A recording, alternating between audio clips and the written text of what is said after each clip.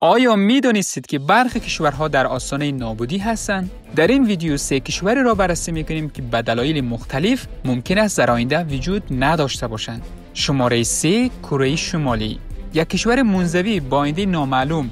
کره شمالی به دلیل تحریم‌های اقتصادی، فقر شدید و محدودیت‌های حکومتی در وضعیت خطرناک قرار دارد. برخی تحلیلگران معتقدند که اگر اقتصاد این کشور بیشتر سقوط کند یا تغییری در حکومت رخ دهد، ممکن است کره شمالی از نقشه جهان حذف شده و با کره جنوبی متحد شود.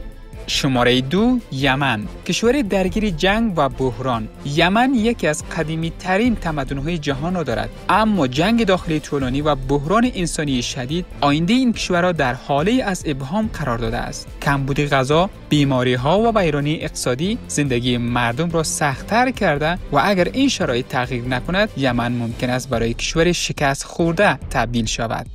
شماره 1 مالدیو، بهشت در حال غرق شدن. مالدیو با سواحل زیبا و آبهای فیروزه‌ای یکی از محبوب ترین مقاصد گردشگری جهان است، اما این کشور جزیره‌ای با یک تهدید بزرگ روبروست: افزایش سطح آب دریا. طبق تحقیقات اگر روند گرمایش زمین ادامه یابد، بخش‌های زیادی از مالدیو در چند دهه آینده زیر آب خواهند رفت. آیا این بهشت استوایی ناپدید خواهد شد؟